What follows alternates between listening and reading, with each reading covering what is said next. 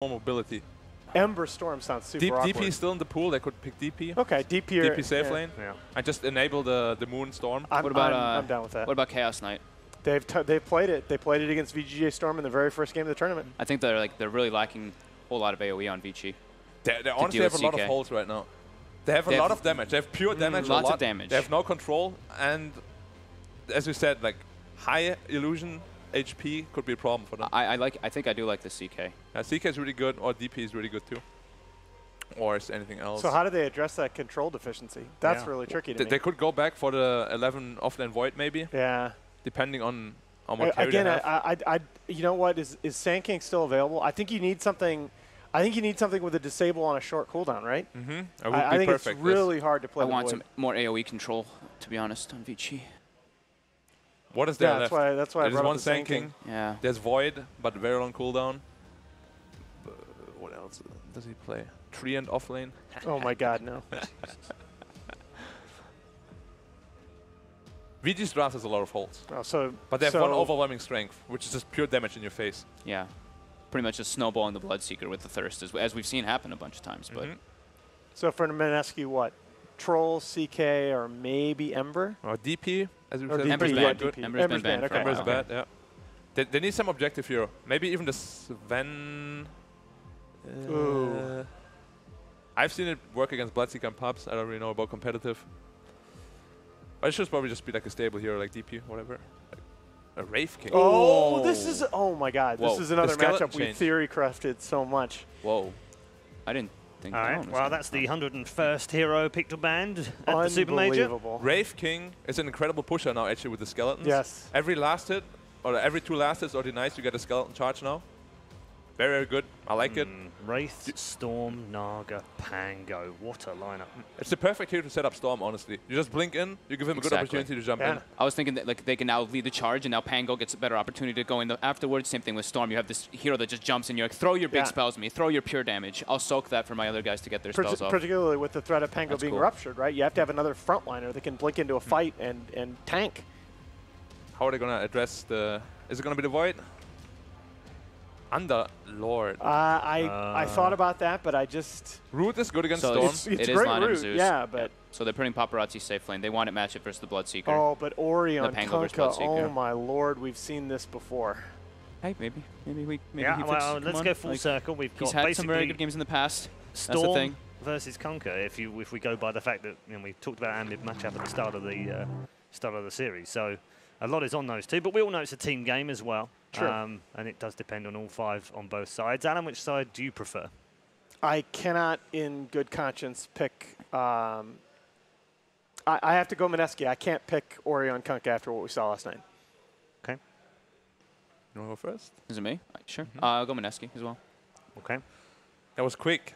I like the Pango. No, I like the Wraith King the most, honestly. Yeah. He solves their pushing problem, their frontline problem, and just their initiation problem as well. So, Mineski it is. Ride or die.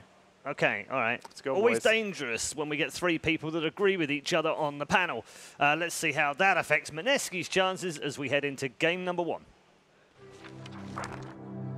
It is definitely a very unique lineup on both sides. Super excited for Mineski's lineup, though, just because, I mean, first of all, it's a Pangolier. I'm always down for that. Ice, Ice, Ice, Pango. But a last pick Wraith King, a hero that we don't see a whole lot. It just looks like a fun lineup to me. The panel loves it. I love it. And Gods, I know you love it as well because you're a Wraith King fan. Yeah.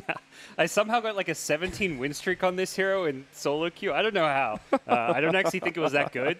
But yeah, I'm a big fan of this hero. Gods was real. She was trying real hard to theory craft the hell out of that, all the Wraith King skeletons. But maybe with the new one, I mean, okay, let's talk about that first. What do you think about the new Wraith King? Definitely better because you have reliable skeletons. In the past, there's this like RNG, you might get a crit, you might build up the skeleton charges, but it's very unlikely because your last hitting is a Wraith King, so you're not like spamming your right click. New ones, you just got to get the right click. So it's much more reliable, it's much more consistent, you can use it to push, as Black said, and it's a great hero against things like Bloodseeker. It works really well against these heroes with huge burst or like a one-time spell that you can then reincarnate against. You can run in like head first and then just come back to life, slow everyone. The ultimate has an 80% slow. It's insane. It's the best spell on this hero. Sorry, 75% slow.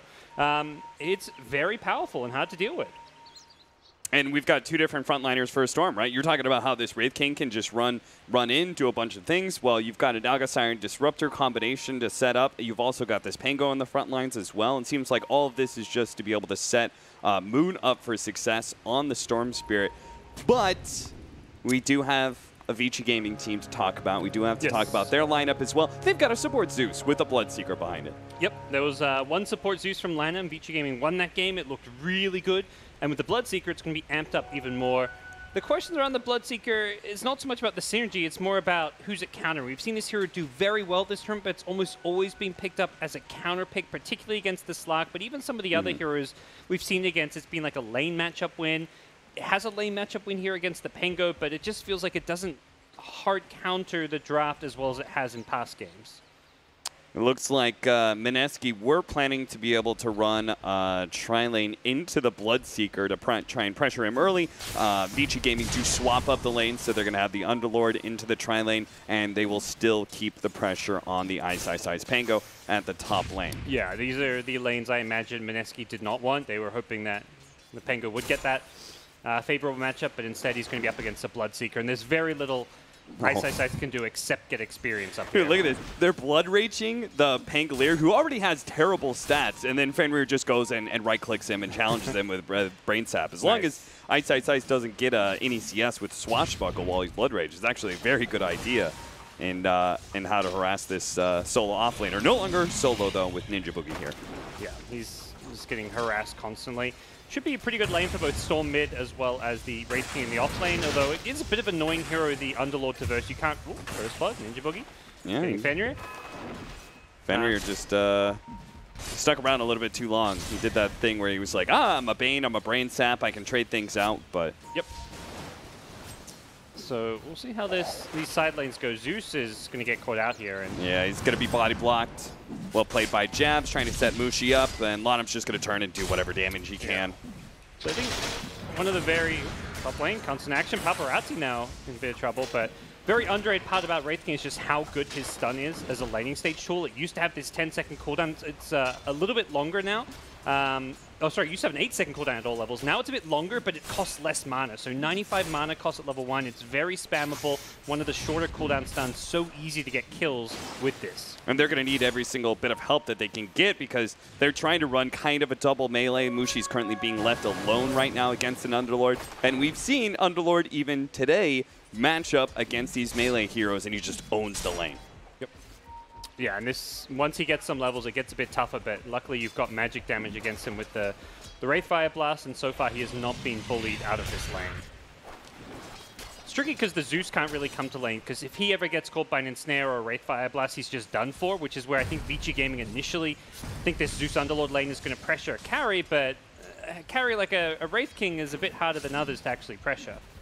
We haven't talked about our mid matchup too much. It's the Ori Kunkka, which rather infamous there on the panel against the Moon Storm Spirit. And this Storm is doing very well for himself. 19-4, he's up against a melee hero that feels like he's not pressured too much, taking advantage of his high armor. Another kill up at the top lane. Ninja Boogie ends up going down, but at the bottom lane we are going to have a bit of a battle between the two dual lanes. Yep. Interesting, Zeus got the passive at level 2. Just trying to maximize that bolt damage and not wanting to spam out arcs, particularly against heroes that are going to buy early magic sticks. Yeah, that's fair enough. Yeah, mid lane, there was some stat about Moon winning like 8 out of 8 1v1 mids, and I would say if you look at Ori's stats, he's probably losing 7 out of 8 mids. He had a very bad day yesterday. Well, he just might have found a kill here. Torrent set up. No, he doesn't want to go for the dive, but the Naga Siren coming in. Moon just looked a little bit too tanky. Yep. They're going for a kill bottom now. Rotating the Disruptor. This should be more than enough damage. They'll find the kill on 11, who was not expecting the Disruptor to show up. And the unfortunate part is that while the Kunkka gets the Storm Spirit low and everything, Ice was just pulling. So it wasn't even like the Bloodseeker was all amped up and could try and run down the Pango or anything like that. Ice is still managing to find farm in a very difficult lane. Ninja Boogie finds 11 once again, but Lonham's behind him. They're close to the tower. Can't really go for a kill just yet. Yeah, I believe Ice is just kind of told his supports, like, we're kind of at this point where we cannot contest the lane anymore. I'm going to get bullied whether you're here or not. Just give me the solo lane so I can get what experience I can. And if need be, if he's getting completely denied, he does have that pull camp to get it back to his tower. It's a very precarious fall, right, with a Bloodseeker. If you lane up against him really early, you can pressure him, kind of shove him out. But as soon as he gets a little bit of a window to get back into it, you pretty much lose that lane. Bane, oh, nice dodge there. The Bloodright goes out, and they actually get a lot of damage in. Now, Fenrir is probably going to die here. He's going to be finished off by jabs, but it does give the Bloodseeker a lot of time to get damage in on Mushi and Ice Ice Ice. Ice Ice Ice is going to rotate down to the bottom lane now that the Wraith King is here. Yeah, I love that carry rotation. Your Pengo can't do anything with his support up there, but he can with a carry rotation. Wraith King, level 4, 2 points in the stun, able to go up there and get a kill. Didn't play it perfectly. He summoned the skeletons afterwards, so they weren't actually hitting the target that he used the Wraith Fire Blast on, but didn't matter. They still brought down the Bane, and they find Pengo, well, what should be a better lane, but already Bloodseeker's followed him down bottom. Yeah, I think the Stormseer jumping in, they're going to be able to find Paparazzi pretty easily. Glimpse back into the kinetic field. He just TP'd bottom too. This Bloodseeker, yeah, they tip him. They know that just really ruined his early game. I think that's what that play was all about. I think it was about a couple of things. First of all, the Wraith King rotates. It's around that 5-minute rune part. Right, so they dominate that top lane. They take the bounty runes at top. Then Pango goes bottom. They pick up the bounty runes there as well, and they force that TP and make the Stormseer rotate. Then you've killed a Bloodseeker who has a TP rotation on cooldown. That's going to give Ice Ice Ice like a good minute of just free farm. Yeah, no, that is insanely useful when you rotate one core to chase the Bloodseeker to one lane, and then when he leaves, your other core, the Storm in this case, can also follow him and get a kill. So he's completely shut out of the laning stage for a good almost minute there, and well, we'll see how he reacts to this. Pengo in a much better position because of that kill. Mushi approaching the level 6 reincarnation area, but I'm not sure if Vici Gaming really put pressure on him before that. Any TP could theoretically set a kill down bottom on Paparazzi. There's an Invis Disruptor, and there's the TP. Wraith King comes in again. It's these cores rotating to the Bloodseeker's lane, and he should just be dead here. Yeah, he's going to get Glimpse back. Yep. Going to make sure to get the kinetic field as well. The Bloodright goes down, but the stuns are already out. Paparazzi will live a little bit longer, but so maybe the Torrent the Boat, that's going to be able to buff up Paparazzi a little bit lower, and now these heroes are going to be a bit low. Paparazzi, he's too low to actually go and fight, so he won't be able to chase down any heroes, but at least Ori does finally make a rotation out of that mid lane to save his carry. Much needed TP, and good reaction from Paparazzi, instantly dropping the Bloodright, so just doing a bit of damage, silencing everyone, just meaning the Wraith King can't get off the follow-up stun, and also they get a bit lower, so he gets a bit of extra movement speed to actually escape out of there. He's cruising up to the top lane. Jab's going to be in trouble. He's already at half HP. Sees an illusion. Puts the Blood Rage there, but does manage to get the Blood right onto Jabs. Now he's going to try and TP out. It's going to be a close call, but barely makes it away before the third swipe from Paparazzi. Nicely done to vacate that lane, but they will still likely lose this tower unless some kind of big move can be made. I don't really feel like the Storm's in a position to start rotating to defend towers just yet, even though Moon is farming very well on the Storm Spirit. He's going to prefer just the safety of his own jungle. I think that's one of the parts that I really dislike about Vici Gaming's lineup is that they're very clearly on a timer against this Storm Spirit, and they don't really have good ways to take objectives, right? They don't have a great amount of tower damage, just pretty much Bloodseeker swinging at it with Blood Rage on him, and that is not a reliable tower hitter for sure. Yeah, you see this lineup and you're thinking, how do they win this game? And it feels like it needs to be snowballing Bloodseeker. If this guy can get out of control, get a lot of kills, make plays early on, great. But he's been kind of bullied a little bit. He's been pushed from lane to lane. Normally you'd expect Bloodseeker to be #1 on net worth. We've seen mostly Bloodseeker's completely controlling and dominating the early game because of his strong laning stage, and that has not been the case. They're going to try and get a glimpse on him. Unfortunately, it's only level 1, so they're not close enough for the ensnare either. Moon TP'd into the shrine to try and help make some sort of play. 9 minutes in, still level 5 Bloodseeker. Yeah, and meanwhile, like, Storm is level 8.5. Wraith King has hit his level 6, so he's not even a rupture target at this point. Feels a very good spot for Mineski to be in. And looking for this kill top. They're going to spot him now. Got the damage or the heroes for, yeah. Good call to back off there. Even with Jab swinging in, already. Vici Gaming, Ori had once again rotated in. He's got an Arcane Rune, so he's hoping that some kind of fight might break out here that he can turn. There's just so much free farm happening from Mineski while this is going down. Vici Gaming are super grouped up on this one part of the map. 4 heroes in lane, Bloodseeker in that jungle area, and Moon and Ice are taking full advantage of that. Yeah, and that's dangerous. Pengo's definitely a hero that doesn't really want to get involved and do too much early on. If he can get some farm, get his levels and Arcane Boots, you're going to be in some trouble. Ensnare goes down, but they are going to have the full combination on Ninja Boogie. He's already pop-up. Here comes Ice. With the Rolling Thunder is going to be able to nail a couple of heroes there. Knocks back Lanem. He's going to try and hit Old 11 again, or maybe he's going to help his team finish off Lanem and just try and get out. And sure enough, that's going to be the case, but he is going to be torrented. Mushi's going to try and fight this one. Reincarnation is going to go down, slowing these heroes, but they do have the burst damage to finish off Ice. Second life for Mushi, but a Fiend's Grip on Fenrir. They need to be stopped. Jabs comes in with the Ensnare, but it's a little bit late. Mushi is quite low. He needs to try and help Mushi somehow with the Zeus. He comes back in, lets loose that ultimate, and now it's going to be Jabs all alone underneath his tier 1 tower, hit by a torrent. Blood Rights coming in. Paparazzi's going to try and run down these heroes. Torrented up, zip in from Moon is going to be able to find the Underlord from the side, but now he's low on mana and can't really help Jabs out. He's got to use the rest of his mana pool to jump back behind the tower and hope that the rest of the team can't pursue, or he's a bit too far away to get an X. Yeah, overall pretty good fight for Vici Gaming. They look, yeah, slightly favorable, gain about 1,000 gold. They get the big kill on Wraith King through his reincarnation, so that's now on cooldown for several minutes there. And the big thing there is that Mineski weren't ready for that fight. They were kind of reacting, TPing in after it broke out.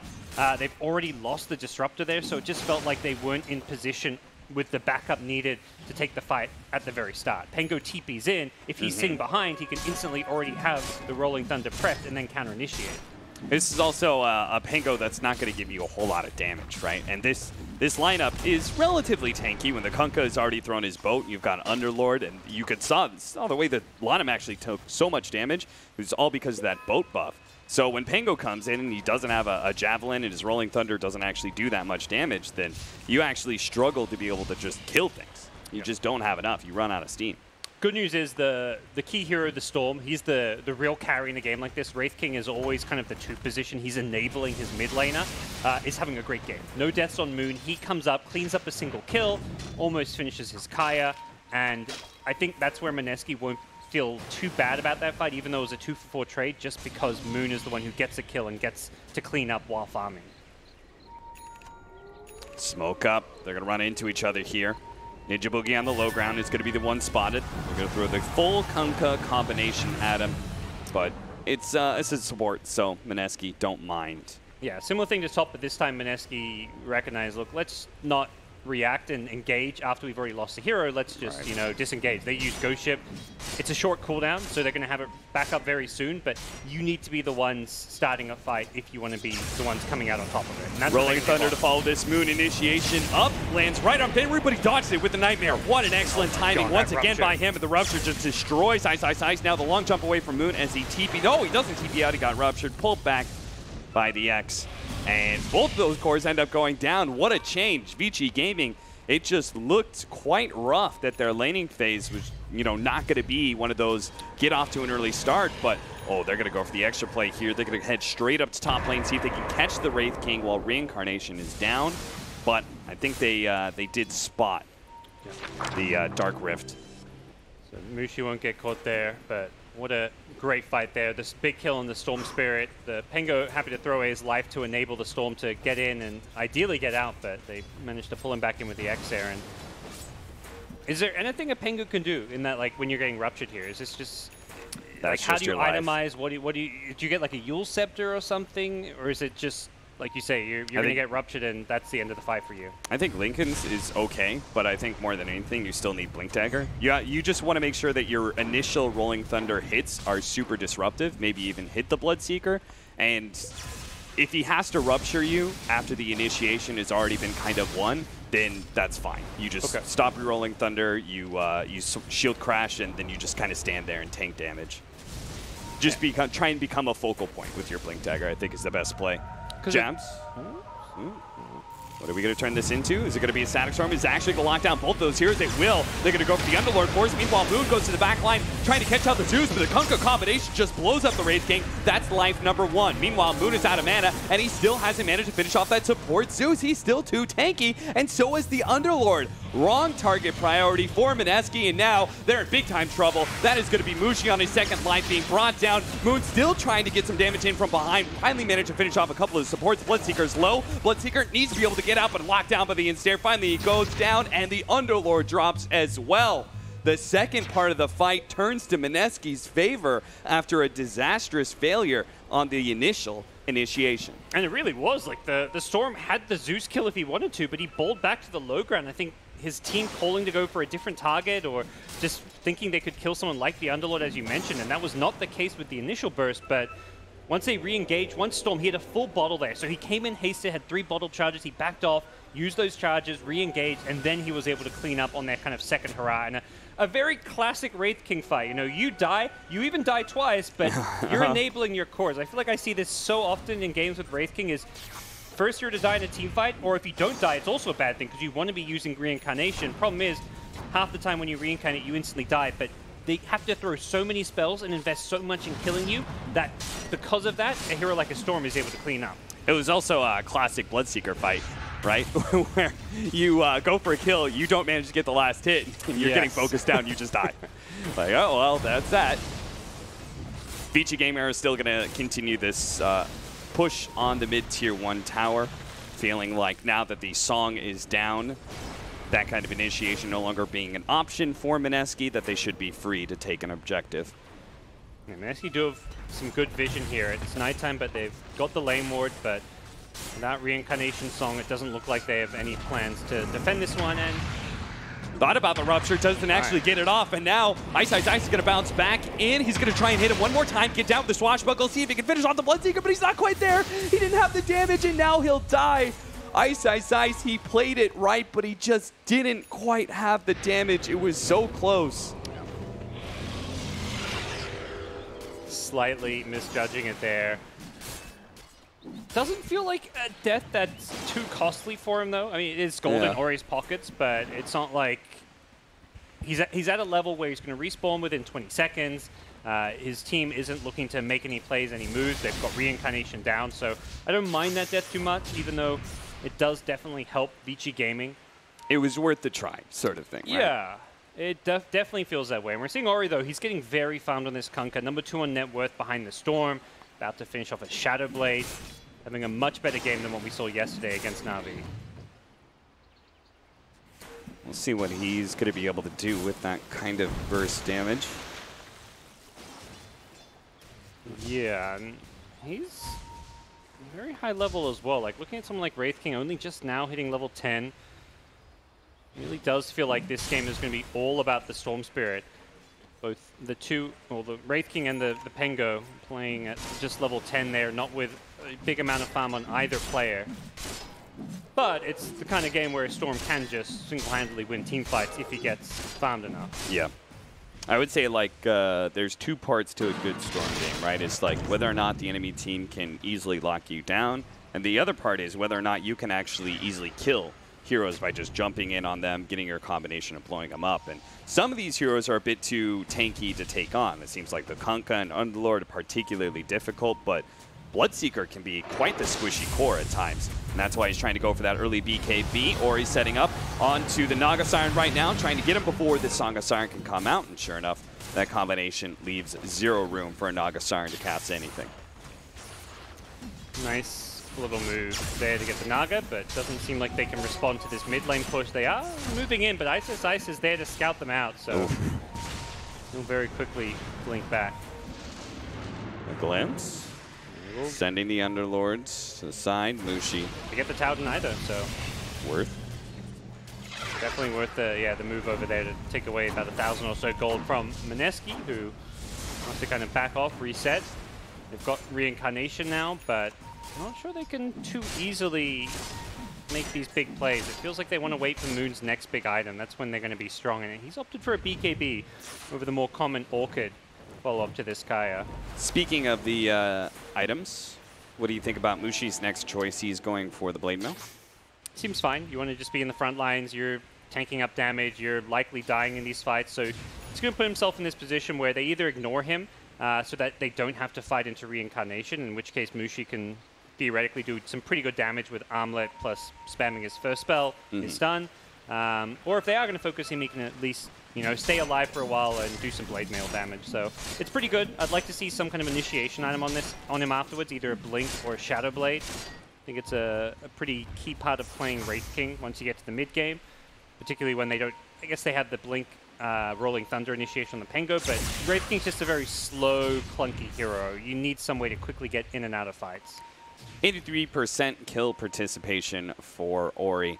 A little bit of a step above Moon. Of course, Moon's been spending a bit more time farming, so he's up by 1K net worth. We're going to have that Shadow Blade pushing out, seeing if he can find somebody, and they'll run into Ice Ice Ice. The perfect hero. He can't really escape out of this one. Tries to go for the Rolling Thunder. Of course, he's ruptured already, so that would have been his death one way or another. And a Disruptor also dies. Seeing what Zeus brings to the table here, this scouting with the Thunder God's Wrath has just enabled them to completely control the map.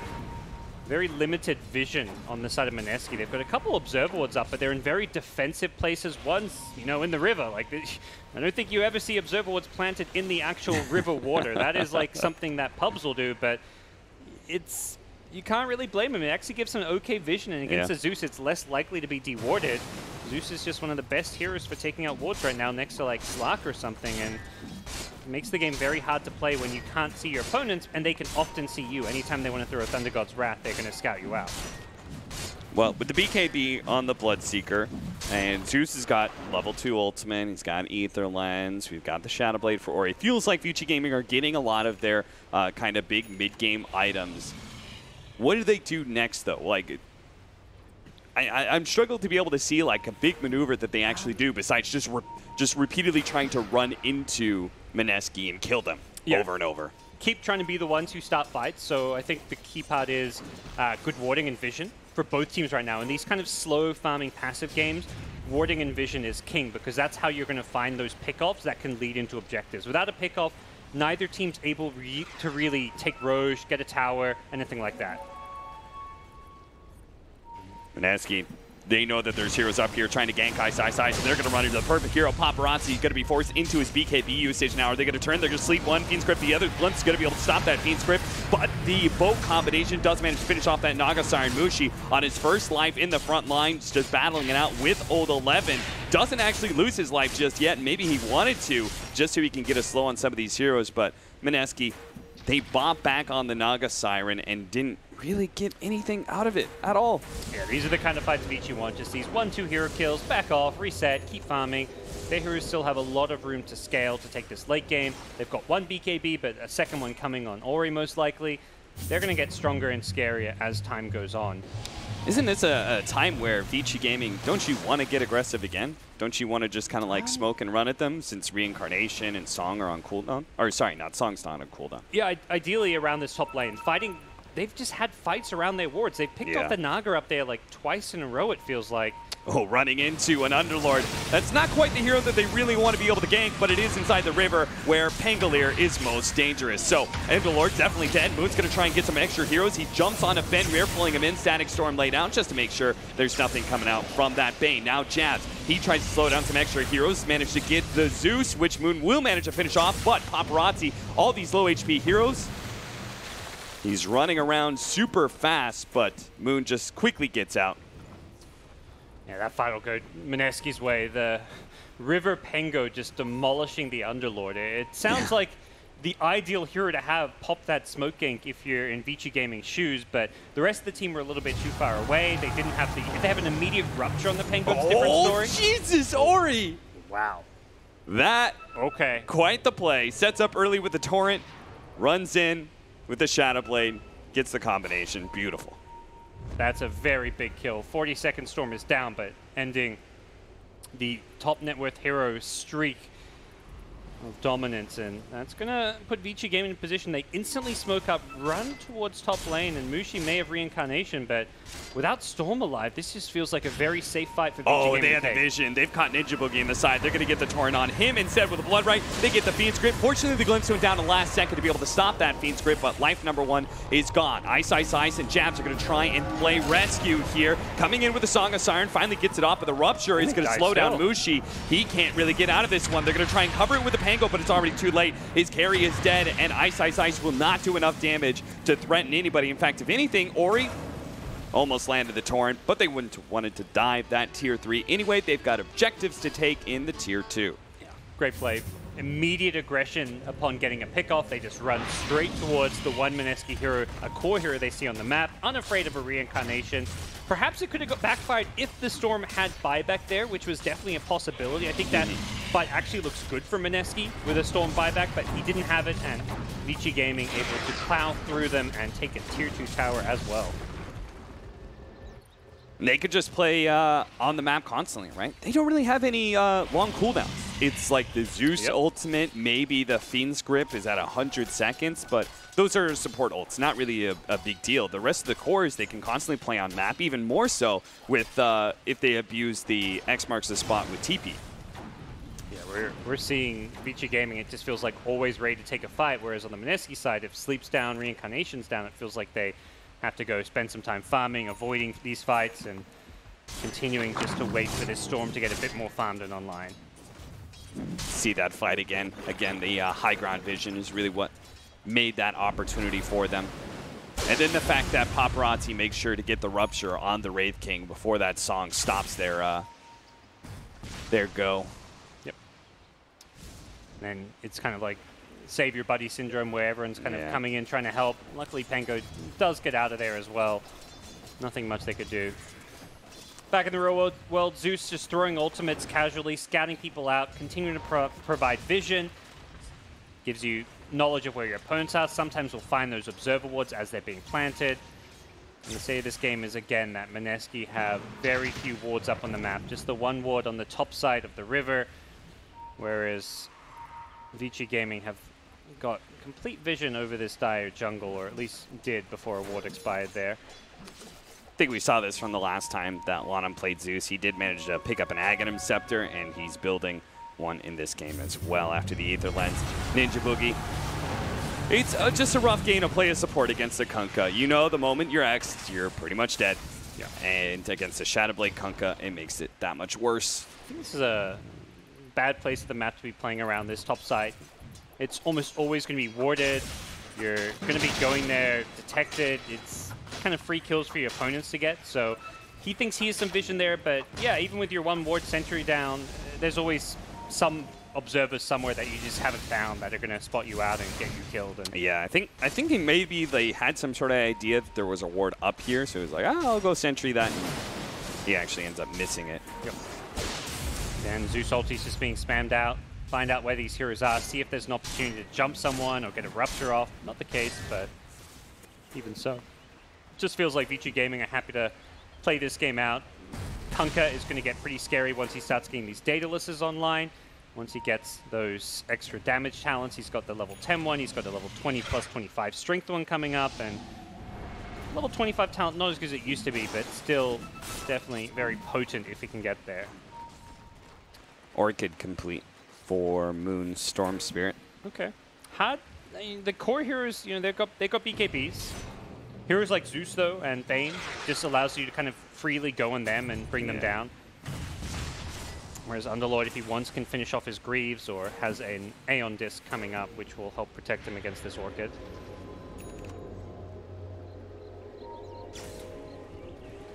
Ooh, an Arcane Rune. We saw that round one of the fights in that Roshan pit area.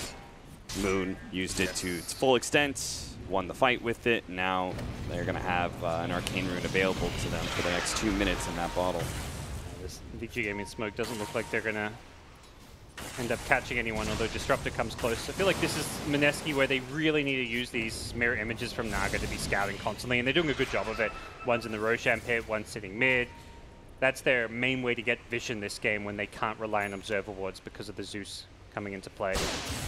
So we're not going to see any skeleton talents, right, Gods? No.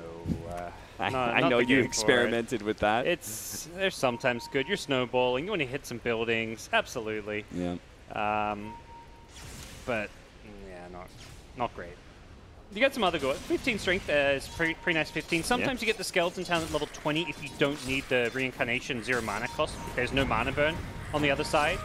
There's just the Fiend's Grip, which I don't think you're too afraid of, so we may see that. BKB activated as Moon tries to jump in. Does have an X on him. And to hold his BKB. He's actually going to be controlled up. Oh, he didn't time that right at all, and he's still out of BKB. He could have used jabs. Actually managed to get X. He's going to try and get his good combination here for Ice.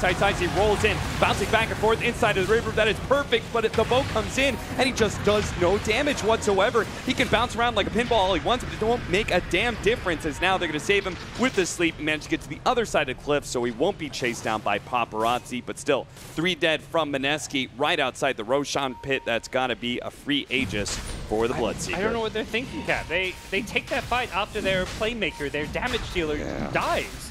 Moon doesn't BKB the X. I kind of understand that. He's just trying to not waste his BKB, knowing that if he can ball out, he may just be baiting out the BKB and then you've wasted it. It's way better for him and his team. A wasted BKB means Vici Gaming take a team fight, but so Storm dies. Like, that's a small mistake, but you can live with that if you're Mineski. You don't then engage with a 300 health Naga Sleep Meteor Hammer combo because there's no follow-up damage. There may be a Rolling Thunder follow-up. There's a lot of disable, lockdown, and control, but I don't think you care about that if you're staying alive, which is exactly what Vici Gaming do through all of that stun. That'll mean almost an Aghanim Scepter for Vici Gaming. They finish up Roshan, get Aegis on the Bloodseeker, and still have a Shrine ready to go. So, again, they just want a big fight, but there is nothing stopping them from just going again if they want to. Oh, yeah. No hesitation needed for Vici Gaming, who able to keep most of these lanes pushed out. Paparazzi down bottom was fishing for Ice, who has now got a gem on Pengo. Getting a bit frustrated with this Kunkka kind of catching him by surprise with his Shadow Blade initiation, and also the vision game has just become so important in this game. It just feels like always Vici Gaming see Mineski, but never the reverse. Paparazzi is daring them to gank him. After all, he's a Bloodseeker with Aegis and BKB, and his team is relatively mobile, so they could squat up at any point in time. Yep. He's just scaling way better than the Mineski cores outside of the Storm right now. Pengo's just not a hero you're ever going to be afraid of and is building full utility. And Mushi, Wraith King, very under-farmed, just 11k net worth. He's number 6. Is this going to be good? They do. Oh, BKB instantly activated by Ori's. They try and blink stun him. Beautiful play by him, and he'll now turn around onto Mushi. Now, the reincarnation is ready to go. They'll finish him off now. Mineski need to find a way to get in there and help out that Wraith King. The BKB's already going to be activated. Mushi's already been blown up. Managed to get a little more lifesteal. Moon in the back line. They're actually getting both of the supports with the combination of the Rolling Thunder. They easily bring him down, but they've lost Mushi. Can they still take this fight against the actual cores of Vici Gaming? And apparently Vici Gaming feels like they do. They're just full on abandoning Old 11 if that's what's necessary. He's going to be caught in the Kinetic Field Static Storm combination pretty easily. Maybe Ori throws out a Torrent or something, but not really trying to save anybody. And why did Paparazzi get close? He gets a Yule Scepter. Now maybe Mineski can try and fight around this one, or maybe not, actually. The Axe goes down, almost finished off. Ice. The song will save him for now. He does have a Blink Dagger. Paparazzi will be pretty fast, though. And maybe he can catch someone. Sent back by Ninja Boogie. Nice use of the X to try and keep him away from that glimpse, but it doesn't matter. The TP will complete for the support, so Mineski only lost the Wraith King in that fight, picked up 3. Yeah, kind of dream fight, and you can see here what the Storm needs to be doing every single fight. Jumping the back lines, bang, Zeus, take them out. Last time Lanham played the Zeus, he did the most damage on his entire team as a 4-position Zeus. No reason not to make him your main target. Any fight where Storm is not going on Zeus is just a poorly played fight. And he finds the Bane first, doesn't even finish the Bane. He's already going on the Zeus while Bane is silenced and going to survive. He leaves the Bane for the Penguin to finish off. And with 2 supports dead, that's a lot of the damage and control. And the cores and Bloodseeker and Kunkka just can't really continue taking that fight without their help. Fight being built by Jab's a good choice, as they do. Oh, okay, never mind. He's actually switched it up now in his quick buy for an Aghanim Scepter. So they're going to try and reset around the Rupture and the combination from the Kunkka. If they reset from that, combination and they're full health, then that kills the entirety of Bloodseeker concept. A lot of these fights we're seeing Mineski kind of walk away pretty low and everyone's getting bursted and chipped away at by the Zeus, so the Ags does sound pretty handy. Particularly backing up Mushi, who's kind of the front liner who just gets sacrificed every fight. It's got an AC coming. It's very tough to build Wraith King. It's one of those games where you could go BKB to kind of deal with all these spells and nukes and disables, but that means you're being ignored, and you don't really want to be ignored. At the same time, the AC doesn't feel that good because you're not really attacking that much in these fights. You're just soaking up damage, and there aren't really any amazing items to build in a game like this. You know, Wraith King may have this extra life, but he is so isolated. I'm not convinced. Okay, maybe he can blink out still. The Zeus ultimate, yeah, he blinks away into the trees, TP's out, and there's no disable to stop him. If he had been caught there, doesn't matter if he has 2 lives. He is far too separated from his allies for them to save him. Yep. Playing Moon. Will clear a creep wave, doesn't get caught by the Bloodseeker. He's just about completed a Lincoln Sphere now, so that will help him out as far as dealing with the limited disables that could catch him. The X initiation, a Fiend's Grip, even the Zeus Lightning Bolt. That was actually what got him killed near the Roshan pit when he got X back. He was going to Ball Lightning dodge the Torrent, but the mini stun from the Lightning Bolt caught him out. And we may see Lanham even get that Lightning Bolt mini stun. Yeah, he just got level 20. There we go. When you've got the Aghanim Scepter, it is absolutely worth. Yeah, I see way too many Zeus's getting this 15% cooldown reduction, which sounds so nice. You're a hero that's so spell-based and wants to be spamming spells, but mini stun with Nimbus and Lightning Bolt in team fights is just incredible disable. Only 1K net worth lead for Vici Gaming, so it seems like this game isn't really going to be going anywhere, Gods, for a while. So you briefly mentioned the late game. Where do you think this actually lies? Whose advantage is it? I think slightly Vici Gaming. I don't believe Wraith King has a late game. This hero is just going to be kind of a non-factor except for tanking spells and frontlining. Storm is amazing, but I feel like it's very all-in on the Storm. And they're currently trying to target an Underlord. Not a great target for him, especially since he does have the Aeon Disc. Mushi going to be saved by a Song now. They just going to TP out. Oh, Nimbus. Nice Nimbus play from the Zeus. Jabs. He will be the victim now. Great bit of play. Moon's going to wave skip, but they've got a pretty decent-sized creep wave pushing bottom with a couple siege wagons, so they should be able to at least get the tier 2 tower and maybe eyeing off even a high ground attempt here, where they could force a Naga buyback, and even should she buy back, there is no Song of the Siren in play. I love this Aeon Disc choice from the Underlord. Instead of finishing up, he could have gotten Guardian Greaves, he could have gotten the full Vanguard and such, Crimson Guard, but the Aeon Disc just completely stopping the initiation from the Storm Spirit every time. And we'll find another Arcane Rune. TP to the Shrine just to pick it up, and don't blame him. These Arcanes, DDs, Regens, these kind of runes on a Storm can be game-changing. I'm inclined to agree with you on the late game, by the way, because it's the same problem with Pango, right? It's like no real damage coming out from this hero. Same goes with the supports, right? Neither one of these supports, they're entirely setting up your allies to be able to get damage in. They don't actually put out damage themselves. And on the Vici side, I feel like there's 3 heroes that will scale well damage-wise. Bloodseeker caught out at top. Can they get the chain stun off? They do. Great Rolling Thunder. Trying to interrupt things long enough for the boat to get there, but it wasn't going to happen. That's going to be an extra 100 gold for Moon. And it's perfect time, I think, for Mineski. Since we are talking about that late game, Mineski kind of need to speed things up just a bit while the Storm Spirit is kind of capping out. He's about to hit that, like, you know, he's going to hit level 25 with Shivas. He's going to be 6-slotted, feeling good. Like, it's about time to end the game just in case Bane pull back to his doom. That's what Storm wants to be doing every single fight. You've already found a core. You're not afraid to just ball in and find any extra hero without much fear of a counter initiation. So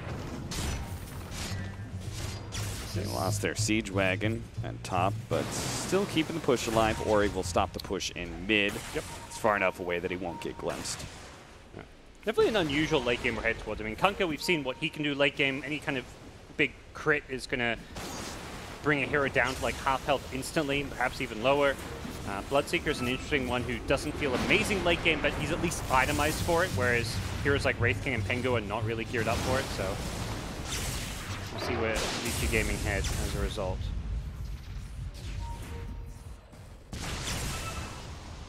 Vici Gaming start pushing out. I would still rate, as far as this game goes, Storm is the best late game hero out of the 10. It's just like, feels like Vici have like the second, third, fourth best. And kind of have this trump card with a Zeus and the full position role who's dishing out a lot of damage. He's able to kind of control the vision on the map as well. Yeah, Moon's certainly going to be left in a sort of 1v5 scenario.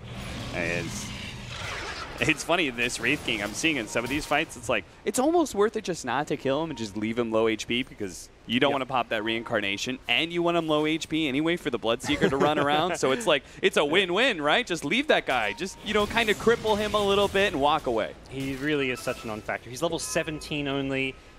This Assault Crest is like an okay item. It's not amazing. I like it just because it helps enable your teammates. It gives them armor and attack speed, which is where it probably is the best item available to him. I think otherwise you're looking at like Shadowblade type initiation items as options.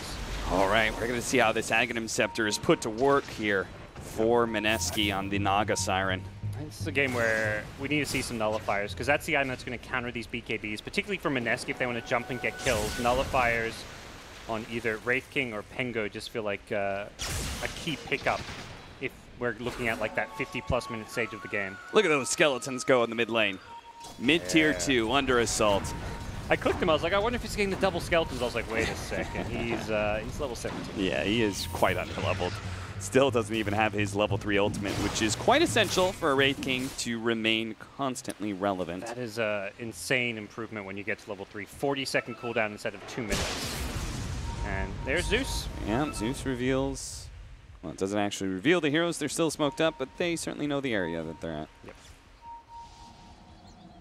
So again, Mineski, we force back a little bit. Gonna maximize their push at bottom lane. Ninja Boogie lingering a bit more. He is going Ag Scepter, so maybe they don't need the nullifiers if they can get the Ag Scepter on Disruptor. They just need some way to be able to initiate and burst down a hero, which doesn't happen when there's BKBs or an Aeon Disc in the case of Underlord, so that can quickly change if Ninja Boogie manages to get there. And fortunately, no level 20 gold talent, so he will have to slowly farm it up. 20 strength, trying to go for the Abyssal Blade on the Pango. You know, Gods, I'm a big proponent of the utility of Pango and trying to make yourself a strong initiator and sustain, but I almost feel like he should start going for a damage build. Yeah. So you think does manage to kill the ward. It's Phoenix back, but is he going to try and Rolling Thunder? No, he's feeling comfortable. He feels like he's not going to get initiated. He'd be wrong. Rupture. Yeah. He's going to heal up off of that one. They're still trying to finish him off with the BKBs. He is staying alive for the time being. Jumps over to the low ground. Now he's still ruptured up. Still very low. They can try and finish him off as Ori pops the BKB, and sure enough, that's going to be enough. But Moon into that back line to the paparazzi. Bloodseeker's just far too big. He can ignore the Wraith King as long as he wants. As it's going to be Moon who's going to be a big threat, but now Moon is actually out of mana. But Moon coming in from behind actually managed to finish off Paparazzi. The Aeon Disc pop from Old 11 doesn't do anything for him. They actually get the back line. That is the important hero. Ori, they can actually stall him up long enough for Moon to get here with the double damage. They can actually complete this fight, completely wipe Vici Gaming, and sure enough, with the Old Scepter, they'll get that ultra kill for Moon. Damn. Say he needs to 1v5 this, well, he pretty much did just that. Yeah, he did 8.3k damage, you know. Been learning a thing or two, quite a lot about Dota with Bulldog here, and one of those things is the runes. I think he had the right idea but the wrong application. This is not a game about the bounty runes. Double damage, arcane runes, regen runes, double damage rune that fight, wins them the fight. He just destroys the backlines with it. Anytime they get a chance to give Moon one of these game-breaking runes, they're giving it to him, and that was so key there. He's not using it right away. He's holding onto it in his bottle, and he comes up big because of them. And now they're going to have one of the best additions to a Storm Spirit you could possibly have, an Aegis. So they had a hard time killing him once. He's going to try and use that region to go for the back line. No, fortunately, there is a Glimmer Cape, but there is a reveal from Jabs. Well-prepared Jabs. Now they're going to set up on the Underlord as well. Rolling Thunder just to make sure he is instantly stunned. Bouncing all over the place. 11's going to try and get out with the Dark Rift. Maybe he actually can get out. It's not going to take long. There's not much delay on the level 3 Dark Rift, so he does manage to escape. Yeah, it's very hard, these fights, for the backlines to stay alive, and that's perhaps what we... When you look at the core matchups, it feels like Vici Gaming have a bit of a better chance in the late game since they have more core scaling. But a hero like Zeus, you can go well and scale into the late game, but if you get jumped by a storm, where's your escape? He's got this Blink Dagger, but he's got no like defensive Ghost Scepter or even a Yules to Yules up the storm. If you can break his Lincolns and Yules him just to get away, he needs an Aeon Disc or Ghost Scepter, I feel, to actually just not die every single fight to Storm. Ninja Boogie throwing around Static Storms, trying to get some CS, and that will be enough for him to get his Aghanim Scepter. That's a big one. And Storm again finding all these runes. He gets Invis into Illusion, the 2 runes he does not care at all about. But that means come 46 minutes, there'll be some even better runes for him to grab. I don't know, how does it work with the 40-minute plus runes? Can you, the 2 new runes you get will be 2 different to the old 2? Yeah, I believe so. Okay. So pretty much guaranteeing that we're going to have an Arcane or Regen for him to work with, unless he's just super unlucky. Yeah. I think you're happy with double damage, sounds pretty good too. Yeah. Probably true. Better than one Probably of those? better than Regen at this point, yeah. Yeah. Regen's mid-fight often will get broken. I mean, if you can disengage and go back in, but the Regen kind of brings back your mana pool a bit too slow. And this is a Storm that doesn't need to disengage, right? He's got Aegis and BKB. He can fully commit when he jumps now. Bounty runes will be 2 apiece. Vici getting the top, Mineski getting the bottom.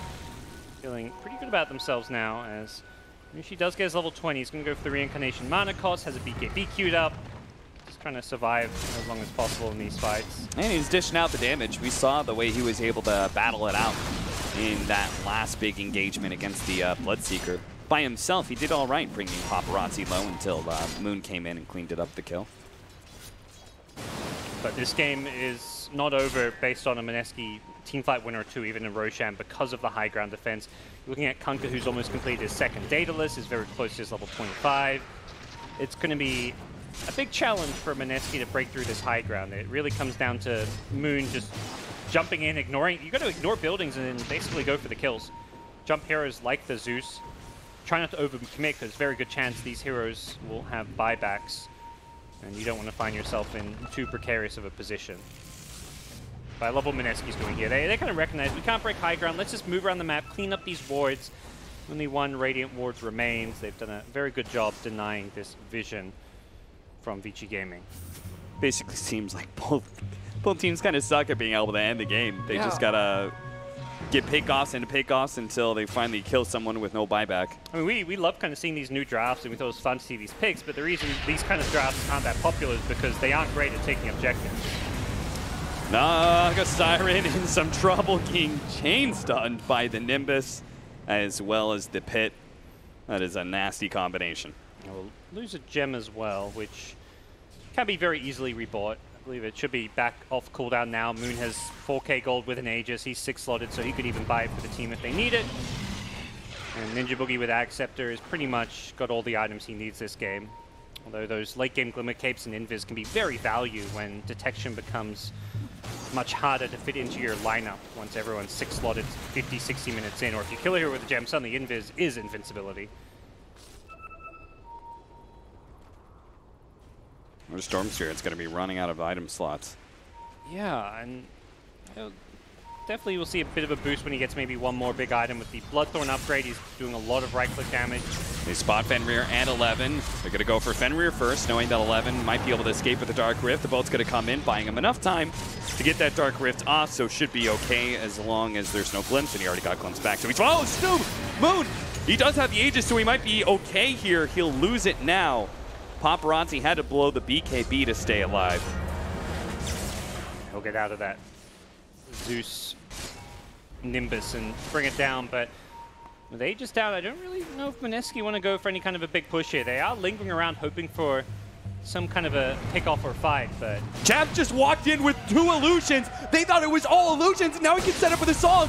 What a beautiful setup. They're going to get to the back line, see if maybe... No, they don't want to deal with the Bloodseeker. They got 2 inside the Static Storm. That's good enough for him. Or he actually managed to get off the BKB before the Static Storm actually caught him somehow. So now he's maybe still controlled up. The Rolling Thunder knocks him once. Moon's going to try and finish him off. The boat buff is leaving him so damn tanky, especially with the help of the Underlord. But they finally do bring him down. Buyback coming in, though. They've locked down a couple of heroes. It's going to be Pango first. See if they can catch more. Mushi is going to be straggling behind. Paparazzi's going to try and take him down. And... they do so. 2 down What an interesting play from Jabs, and it kind of worked, but not quite. The BKB, I'm not sure what the interaction was there, but he got off the BKB before that Static Storm took effect on him, and he couldn't actually get off his items. What happened? You can actually BKB, but even if the Static Storm's on top of you, you can still BKB. It's okay. It's a weird one. I feel like it should not work that way, but it does. Even unless you kind of have to start with the Static Storm before the sleep. So it's basically the same thing as you could blink out of those kind of scenarios. Correct. Yeah, you can BKB before, like, yeah, whatever hits. It's always going to be the priority to the defender there. And that's where perhaps, yeah, you need to be initiating with a stun into Static Storm, or like some kind of a Hex even. I'm not sure what the play is going to be. But maybe they try and get, I don't know, what if he had Rolling Thundered over the Kunkka, right? That should be an instant stun, in which case the Static Storm should be able to take effect after that. I'm not sure of that one, but yeah, that sounds like, I know like Arrow's an instant stun, Rolling Thunder sounds like one because you're on top of them. But ultimately, yeah, Mineski get this good sleep on the backlines, but nobody actually died. It took him a good, like, it wasn't until well after the sleep wore off and the fight had broken out that they eventually bring down the Kunkka. I mean, it's like so much tank, right? You're Crimson Guarded, piped, you've got like some armor buff ups, you've got the boat buff up, and you're naturally sitting at 3,400 HP as a Kunkka. Oh, and he went to Ghost Ship Fleet. And you commit everything to kill him once, so when he buys back, well, you're in some trouble because you don't have any more firepower to bring him down with. But the Ghost Ship Fleet doesn't chain stun, right? I don't know, to be honest, Cap. I'm pretty sure it does not. I think you can make plays between them, yeah. All right, well, you know, I honestly think that the Tidebringer cooldown was much worse than the previous talent. I think it was a big hit to this Kunkka. I didn't realize it was going to be such a hit that you went for Ghost Ship Fleet, but I'm excited. I've always wanted to see it. Yeah. In the past, it was a damage talent, basically. You know, anyone getting hit by the cleave is suddenly taking this plus 50% damage, which was insanely good. A cooldown talent isn't always really a damage talent because you have to, you know, you have to find a target Tidebringer off. You often only get one Tidebringer, and then it's like, well, what do I cleave off now? So the cooldown talent definitely is a big nerf on the old one.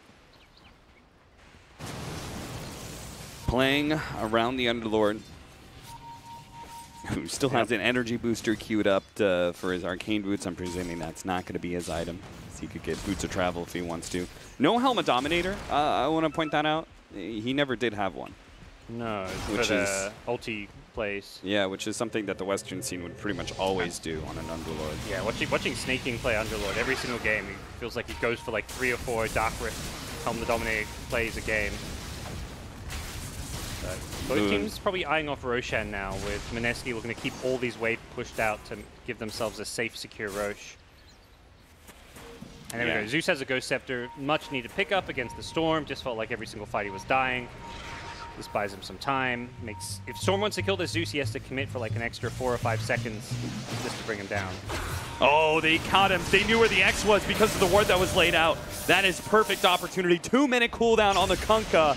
They were playing around 11 constantly. Now the Dark Rift, it does save Fenrir just in time. He should have, yeah, if they had pretty good vision there. If they go for the Underlord with that glimpse back on his Dark Rift, that would have been the much bigger kill to get. And is it not the play to go high ground? You know he's dead. I guess you know you can get Rosh and go high ground, because they're going to finish this and be high ground with still 50-ish seconds left on his respawn. So you have enough time to try both. That's true. And all Vici Gaming can really do is just push out some of the waves. Now, it is hard. It is still going to be difficult because Bloodright, we now have the Bloodright minus 6-second cooldown. So Bloodseeker just over and over spams that as creep waves try and push into the base. Yep. And you're already pushing into an Underlord. So, but they've got 70 seconds to make the dream work. Oh, yeah. And definitely the key defender is the Kunkka with that cleave, so much trickier without him, although see how they fare against Bloodright and Firestorm spam. Underlord can very safely frontline with this Aeon Disc. They may just have to go up one lane, because Mineski can play multiple lanes. with this push very easily, and someone like Underlord is not all that mobile. Jump to the back line, try to go for Fenrir. Glimmer Cape will save him. Now Jabs make his initiation. He's going to have to stop that. He's going to go for the Meteor Hammer. They're just going to try and blow up the Zeus, and that should be successful. They also make sure to get the Bane with the Rolling Thunder. Now 11 outside of his fountain is going to be in some trouble as he's kind of ruptured up, trying to get a good Nimbus Cloud in. Aeon disactivated. Mineski's trying to target him, but Paparazzi on his second life with the BKB activated doesn't really have any targets. There's no real good low HP heroes for him to go for. He finally decides on Ninja Boogie with the big hit for the Blood Right. They're actually finishing up these heroes. Zeus is doing so much damage to every single one of them. Finally, Paparazzi gets some real damage in. The Blood Right landed off both of them. Nagasar trying to get a Meteor Hammer in to save this engagement, but Mineski should be able to lose unless they can finish off Paparazzi. Picked up the heal up. He healed from killing the Wraith King. He's still somehow alive. The Moon has to back up on Lanham. He caught him in the end. He said, I know where you're going. I will track you down to hell if necessary. Blinks forward, catches him out, and Vici Gaming will hold. You cannot run from the God of Lightning. Lanham able to snipe him down. That extra stun on the Storm proving to be very useful in these fights, and even securing the kill there at the end. Everybody just gets so low. The AoE damage, the Firestorm with the percent-based damage, the Bloodseeker spamming Blood Right just gives him this insane boost in his movement speed and attack damage, and Bloodseeker Paparazzi's just like cleaning up there towards the end, and we're definitely seeing the big fall off of some of these heroes. Wraith King, again, just feels like a big non-factor in these fights. He's kind of tanky on the front lines, but it really is Moon and Moon alone who can kill people. They've got a decent setup with the Naga, but even that is not always all that reliable. Meanwhile, that last fight, we saw like Paparazzi, he's swinging at these people. They're taking no damage. We're going to see it here. And it's actually the Zeus, I think. Maybe there was a good Underlord Firestorm as well, but they were all clumped up, and it just seemed like all of a sudden HP pools were just tanking downwards. So they kill 3 here. It's a 5v2. Buybacks start kicking in. I think as soon as these buyback comes, they stop going for the Zeus. They also feel like they have to run the hell away, which is probably right with Paparazzi being there in the front lines, but I think Moon's making a big mistake not re-engaging on Zeus here, because the reason they go in the Zeus is because he does this. Yeah. And then when he buys back, they just kind of assume, oh, you know, we've already dealt with Zeus. No, he bought back, guys. You have to go on Zeus. And sure enough, he punishes them from the back line. This final play where they try and finish up Paparazzi, and he manages to get the kill from the Blood Right. Now the jump forward, Moon threatening some heroes. BKB was forced, but so was the Rolling Thunder. Ice quickly cancels that. Runs into the pit, though. Going to be locked in as well by the X. That's why Moon has to jump to the back line. He's going for Paparazzi first. He managed to get a stun on him as well. Static Storm follow up, but Paparazzi somehow still alive and only at half HP. Jabs. He'll pop the ultimate here, hit by a lick. Oh, he just can't go anywhere. Between the Ghost Ship fleet and the Nimbus Cloud. Got no buyback. Maybe you can make plays with that combination. Yeah, you stun them once, you get a little mini stun from a Lightning Bolt or a Nimbus, and another Ghost Ship comes in. Absolute chaos this game, as Mineski will be forced to defend high ground without their Naga, without their big teamfight setup. Lanham has to be the target here. He's got no buyback. Storm went fishing for him that fight, but he actually guessed wrong. He kind of zipped up to the Ancients area, whereas the Zeus went to the other side of the river, and as a result, he didn't actually find that kill. And then they were initiated on. He's like, crap, I guess I'll just go for the Bloodseeker since I know where he's at. Yep. But it's not really, as we can see, it's not the way to succeed in these team fights for Mineski. Catching Ice. He's in big time trouble. The Ghost Ship fleet is on its way, and they're just nailing him. He's dead for 2 minutes. 15 seconds until the Naga Siren is back up. But either way, it's going to be a 4 versus 5 as Vici Gaming continue to march down mid lane, taking objectives. Are they going to back off after this? Or are they going to try and stick around? All right, like well. 11 wants to try and force the top lane a little bit. 100 seconds still with no Pango, and they should know his buyback's on cooldown. It's always dangerous to fight a Storm Spirit inside of his base. He could play around that fountain constantly.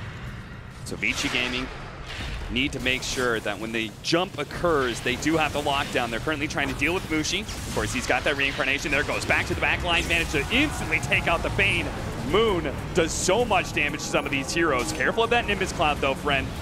Decent amount of stun. Mushi on his second line. Can't actually get up the BKB. Finally, it goes down. Turning and fighting up against 11. The Aeon Disc goes off. Mushi is on a little bit of HP, or he's trying to track him down with a Rupture. They will finally. No! Riptide BKB activated. Mushi's going to be able to stay alive thanks to the Naga Siren heal. Now they're turned around. Meteor Hammer going to drop down on Vici Gaming's head. And just like that, Mineski turned the fight. Dark Rift out. The Uber is too late. He's going to try and check down Moon. Ooh. Moon almost ticked out. He will survive. Zeus is dead for 2 minutes. There is buyback available on the Kunkka and the Bloodseeker. Man, there was a big Kunkka crit at the end there, which almost brought down the Storm Spirit. It wasn't quite enough, and they're pinging this bottom lane. If they boot to travel down there, they could try and force a fight, but if Mineski are keeping tabs, they know it's only Zeus who has used his buyback and has it on cooldown, so potential Kunkka Bloodseeker buyback could be problematic, but here we go. Buyback's coming in. We're going to hopefully... Don't worry, no worries. Nothing's happening. Yeah, we can watch this replay. buybacks. As you can see, the Mushi's just trying to cause whatever havoc he can, but he just doesn't do the damage to threaten anybody. So he's just kind of a punching bag when he's there. Yeah. And when attention is directed his way, Moon might be able to jump a backline here or something like that, but he himself is not an active threat. No, he's doing absolutely zero damage, and that's where Vici Gaming got baited in by him, because who cares? It's a Wraith King. They shouldn't have dived that far. They thought they had the kill. They are not respecting this Aghanim's sleep with the heal on Naga Siren. It's just baiting them in. Several times this game we've seen it, and that heal can be very impactful. Now, we had a bit of a slowdown of the game, but Mineski smoke up and going to try and catch Vici Gaming off guard. They caught Fenrir. He is going to be dead for 90 seconds, but Moon, he can't afford to be caught. Finally, he does manage to get off the BKB. They couldn't lock down Ori, though. The Static Storm is going to fail from Ninja Boogie. They glimpse back the Underlord, and with all these low HP heroes, this Bloodseeker is going to be running pretty fast. Ninja Boogie, he doesn't have a TP. It's going to be on, it's too delayed. He had it in his backpack, trying to shuffle it in, but Jabs just leaves him behind. Yep. That could have gone a lot worse for Mineski if they overstayed their welcome. TP for the runes. 11's like, all right, let's go. 60 minutes in. These runes give a lot of gold, right? Yeah. Mineski will get 3. They will get the advantage, but still 3K gold lead for Vici Gaming. A very even game one, 60 minutes. I didn't even realize because we've had over a kill a minute, so it's been it felt like a very fast game. No longer a game of gold or economy. Everyone's got their items. Everyone's pretty much 6-slotted. There's very few items that will have a massive impact on the game. Zeus Aeon Disc is one that can be impactful. Now he's got not just the Ghost Scepter, but the Aeon Disc to protect him against the Storm.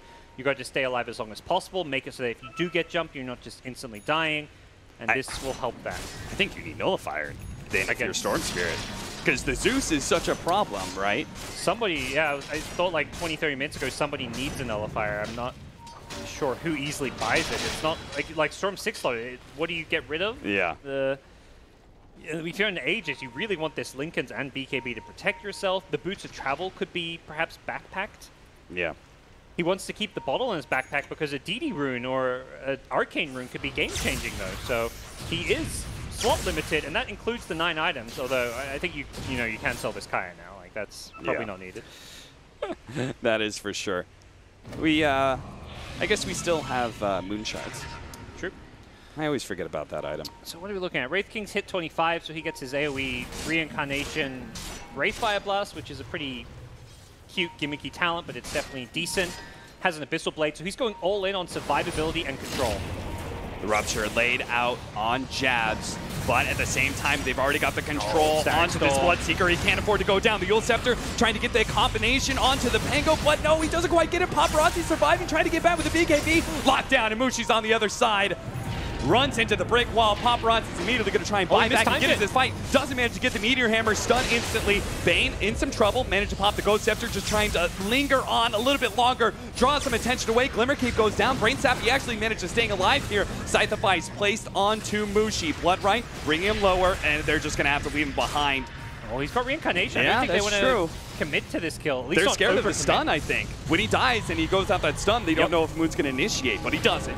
Moon's out of mana, and they don't know that is the big thing. He's back in the fountain for now. Oh, Ice tries to come in. Is he really going to try and save Mushi like this? He might just be another body on the pyre here as he's going to try and roll himself away. Jumps out with a swashbuckle. Paparazzi's pretty fast, spots him with a Blood Right. Fenrir's trying to get a disable in somehow, but he's going to be able to blink back to base. He'll be fine. Mushi no buyback, something unbeknownst to Vici Gaming. It's not on cooldown. He just doesn't have the money, having bought that Abyssal Blade. And I feel like it's one of those crazy chaotic games where you're not really keeping too much tabs of how much farm he has and whether he does at buyback. So you're going to assume he does if you're in Vici Gaming shoes here and make the safe play to back off, go for Roshan. It's almost a max Roche respawn, so Vici Gaming will just camp themselves in the pit and wait for it to come back. If you're Vici Gaming, you're like, come on, come on, come on. Yeah. Make Roshan spawn already, Ice Frog. Don't let it be that Mineski gets to have their Wraith King up in time to be able to take a 5-on-5. Now, it is going to be up in 5 seconds time, so they should be fine. Bloodseeker just bought back, so it's pretty imperative you try and get him the Aegis. He can kind of put his boots on the ground if you want. And he's already swapping between treads and boots of travel as it is. This is what I was afraid of. Right as Roshan spawns, they give up on that idea. I think they got to know, because it was that max respawn, and there we go. Lanham's back in there, but 45 seconds is plenty of time to take Roche with Wraith King down, but problem is, plenty of... Oh, they got the glimpse back onto 11. He's kind of out of position. Storm's trying to find the backlines, I feel. Fenrir. Oh, Fenrir! He didn't have the grip. What was that? I thought he was like, oh, he's going for the Lincoln's break into grip, but I think he didn't realize grip was on cooldown. Yeah. I mean, like his allies were not close enough to take advantage of a nightmare play, so... all right, well, back to the Roshan pit. Moon is going to go with that double damage and just hit bottom lane racks. Yep. And 12 seconds till the Wraith King is back up. They can't do this. Forgo Roche, yeah. It's not like the kind of the game where Roshan is everything. Oh, another glimpse play. Okay. Ninja Boogie might get caught for it, though. Song of Siren is going to try and protect him as much as possible, but Ori popped his BKB and does manage to get the X. Here comes the Ghost Ship fleet onto Ninja Boogie. They take him out, but inside the base, that's the important fight. Paparazzi forced to pop his BKB. Moon will successfully TP out. Yep. And he did manage to get the melee racks at the bottom lane in the meantime. Love to see a second Boots of Travel on this Mineski side, because if someone could Boots of Travel down bottom behind the Storm there, they kill a Bloodseeker who has no buyback, but it's only the Storm who has global mobility. A Disruptor. If he could be there and if he's sitting behind that Storm and gets a blink static Storm off, boom, dead. Easy kill with the Vortex into static Storm, and that's the kind of play I feel like Mineski needs to be making to win this game right now. Moonshard picked up for Moon. Still has the buyback. Does manage to spot Fenrir. The side device instantly takes him out and can jump away. He's looking at that gem. Doesn't really have the space to be able to do anything about it. They actually glimpse back the Underlord back to the bottom lane. Rolling in, trying to hit somebody. Not going to happen. Ghost Shift used, but Mineski win control of the Roshan pit. Correct. Who actually takes Aegis and makes use of it. I guess Storm can, again, backpack his Kaya, have 2 lives. And I think he also gets the... Does he get the refresher and uses BKB for his first life? On Storm, I just don't think he has the item. I think it's too many buttons and also just too full on item slots. We could see triple sleep. We could see... I think Wraith King's actually a decent refresher hero. I would like to see him take it right now. It's almost like you wish you had a suicide button on that Wraith King. Yeah. You know, just to be able to blink in and get the AoE stun. It's going to go... Oh, Ninja Boogie, yeah, sure. Double Ag Static Storm is decent. Cheeses are just like... I don't know, they could be good, but it's always very hard to reliably use it. Oh, chatting lol. I'm not sure what that was. I must have missed it. Yeah, not sure what that was about. The, it denied Aegis. Oh! What? Whoa, Oh! Okay. Southeast Asia and Aegis denies. What is it about these guys? What is it? Moons, you know, he's been watching Mushi, his all TI replays, and like, oh, you had a teammate who did this, right? You know, that looked pretty good. Yeah, it was funny when KYXY did it, right? It was funny, right? Yeah. A game like this, you know, you're up a huge amount. I mean, they're not up at all. This 10K gold lead doesn't mean much. He just looks at me. He's like, "You guys look stressed. You know, it'd be funny." I mean, Moon all chat's LOL. So we do have a refresher orb on the Naga Siren as well. Yes, that's. So we've got. That's big. These fights are just going to be weird. And it's one of those things where this 70-minute team fights, you're going to see misplays. Like last team fight, Jabs did not time the Meteor Hammer drop out of his sleeve. Replay of the Moon attacking the Aegis. It's like, watch me do it in style. I'll throw a ball lightning in. Pretend it's a creep. He rolled like that? Like, did you really need to roll when right-clicking that Roshan? Like, do you need to make that play? I thought we learned like 5 years ago. It's perfect that Mushi is the one who tips him as well. Now there's no rush to use that Aegis, I guess. No, these 70-minute Aegis is nowhere near as important as like those mid-game ones where your timing is around Aegis. Mineski's timing is not around Aegis. It's definitely a good tool to have. 2 lives on a Storm is always great, but I don't feel like it's a game-losing play in itself by any means. And it looks like both teams are going to just wait some of these buybacks. 1.5 minutes on Bloodseekers is the main kind of core hero buyback missing right now. And right now it feels like Mineski are going to give them the breathing room to get that cooldown back up. Dude, these supports are so dangerous at this point in the game. Oh, that is so much damage on Ice. He pops the cheese. Will stay alive for now. He's still ruptured up. Vici Gamer, they're going to try and commit. Here comes the sleep. Yeah. Healing him up with that 70%. They're going to try and set up with the Disruptor, the Static Storm onto 11 as well as Ori. Ori this time around did not get off his BKB. It's going to be targeted, but he's super tanky at the same time. In fact, they can't go for him. Moon's going to try and go for the backline, but he's already been stunned up. Has to jump himself away, but he's low HP. That now the Bloodseeker can take full effect of that, but they do have the heal. Once again, they're going to be full HP. Another Static Storm set up with the Rolling Thunder. Instant stun onto some of these heroes. Meanwhile, the backline Fenrir is also going to be hit, and the heroes inside the Static Storm just get gobbled up, but they do have the buybacks. So Mineski has to play careful inside of this Roshan base. In fact, they're going to have Ice trying to jump away with the Swashbuckle. Isn't going to make it out, though. 2 minutes down for the Bloodseeker. They can buy back on Ice if they want to and force this, but the buyback is up in 25 seconds. That should be soon enough. I feel like Mineski are probably keeping close tabs on it and probably under the assumption that it is coming back up, so they need to be careful. Oh, Jab's got a little bit far forward here. Fiend's grip, and sure enough, the jump forward from Moon tries to interrupt that, but it's a bit too late. The support is already dead. He's still trying to finish off Fenrir, though, deep inside the enemy base, but a Ghost Scepter, no, he'll die from the Orchid. Moon is out of mana. He's got a lot of regen, though, and no pursuit from Vici Gaming. They do not want to have to blow their buyback on Bloodseeker if possible. Really is a true stalemate between these teams where they're going blow for blow. They kind of trade kills. One team will use their buybacks to defend and win a fight. Then they're going to push the other way. They're going to use their buybacks to defend. But no one ever really seems to come out convincingly on top. We haven't seen that key kill on a hero who does not have buyback, because it just feels like the team who's using buybacks is always making sure they get enough from them and they win the fight subsequently. So very tough position, as Mineski just don't have a lineup that can also, you know, you have an Aegis or a Cheese. Well, you don't have an Aegis, it was destroyed, but you can't siege buildings with a draft like this, so it's so difficult. Oh, you see this? To force buildings. You can give away Moon Shards. Correct. So I think 11 is holding on to a shard in his backpack because he wants to give it to the Bloodseeker. Okay. That is a bro. You're filthy rich. It feels like it's the kind of game where that's going to start happening. Why isn't Storm doing that?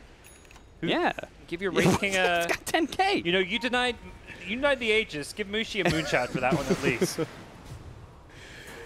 Definitely one of those ultra late game mechanics that often gets kind of forgotten and underutilized. Oh, no. Okay. Oh, yes. 11 makes it out. A Hex or a pull, but went for the pull and was slightly out of range. And I'm not 100% sure they kill him. He has a Dark Rift. Doesn't actually have the A on disc anymore.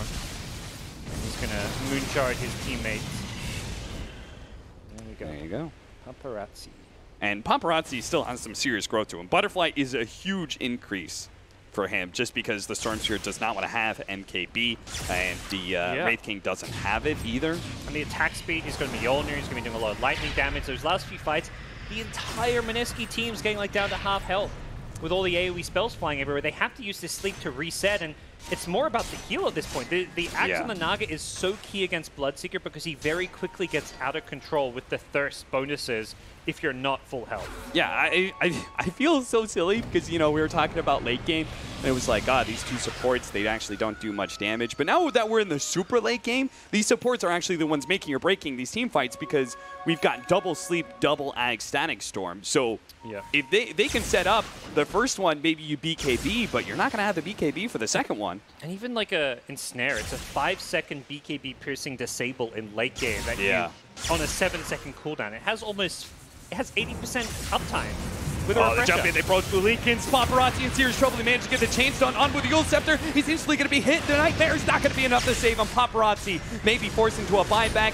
L11 going to be targeted here, but they managed to get the Fiend's Grip onto Moon. Moon? No, the sleep! No, the boat! The Ghost Ship Fleet strikes again! It nails down Moon. Moon's got to get into this fight, though. The Static Storm is out, controlling so many of these heroes. They're trying to lock him down. Jab's going to be the first one dead as Mr. Cat managed to actually get the stun onto him. Paparazzi just keeps moving forward. Ninja Boogie trying to get deep inside the enemies. Lay down a ward? Sure, why not? Wraith King. Just need to bail. Everybody's got to get out at this point. You let Wraith King die. He's got buyback. You use buyback on these other heroes. This is where you lose the game if you're Mineski. Let Mushi die. He buys back. Well and truly, Vici Gaming controlling this game now. But the real question is, Gods, what happens when you try and go high ground against Mineski? It's a good question. Good question, Cap. I think I've seen that scenario before, is that it feels like one team controls the game, and then they try and push high ground into the enemy team, and, well, it all goes bunk. And it's very easy to, like, criticize teams or say they're playing slow, safe, boring. No, these teams have both taken a lot of risk and been punished time and time again. We're seeing all these kills and all these failed high ground attempts where a lead will suddenly shift back the other way because it is so much risk with going high ground this game.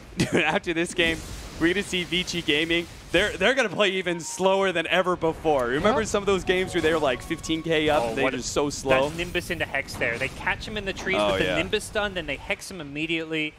It was the perfect bit of play. Lanham Zeus has just been massive for Vici Gaming.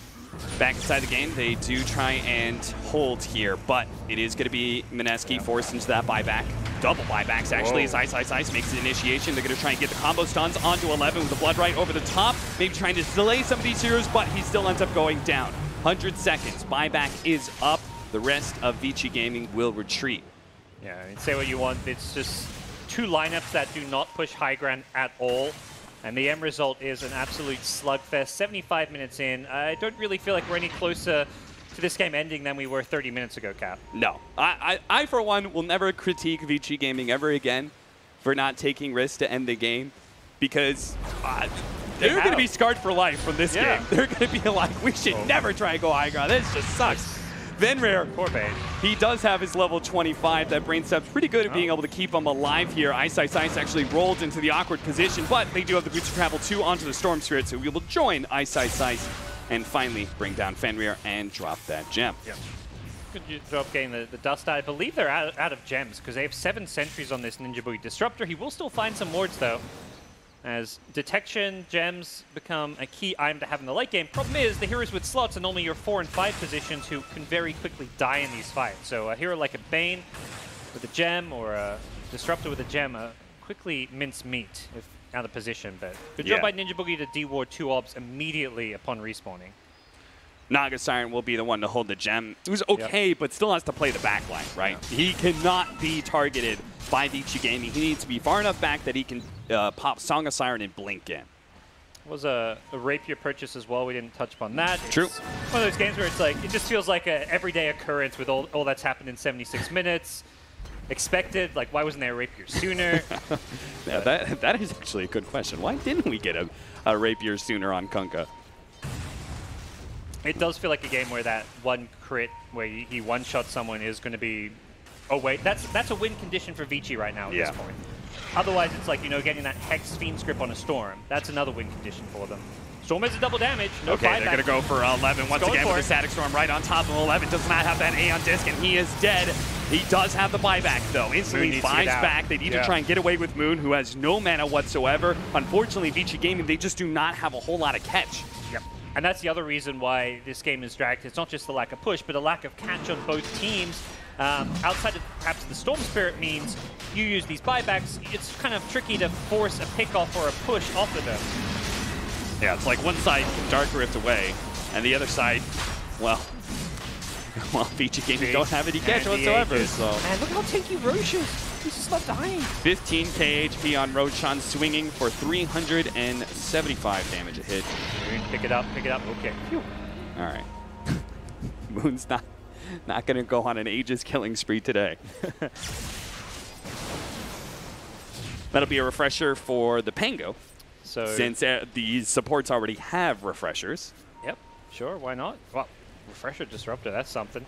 It's one of those things, you know, after how that last high ground push went, to Mineski, they're also probably scarred from pushing high ground. They may have Aegis here, but they don't have buybacks. So someone like Storm, the difference between buyback and Aegis is, with Aegis, you respawn where you die. So he could just die twice in a row and lose the game, whereas with buyback, you fail the high ground push, you buy back, you're safe. You're in your base. So I think even with Aegis, we may not see Mineski do anything too risky. So real quickly, I know a lot of people are interested about 25 talents. I want to go through them just very quickly since we're not going to have fights. We got the Bloodright cooldown on Bloodseeker, the Arc Lightning for the Zeus, the 250 Brain Sap for the Bane, the Kunk obviously went for that Ghost Ship fleet that we've talked so much about. Underlord does go for the Root, obviously, against that Storm Spirit. Pango had the 35-second Rolling Thunder cooldown. Naga Siren went for the Evasion.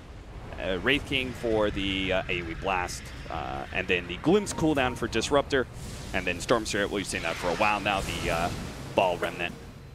I would say most of that thing. Oh, they found the Zeus, but he does have the Iron Disc, trying to be saved by the Nightmare as well, and the Glimmer Cape, but they have the counter detection in place.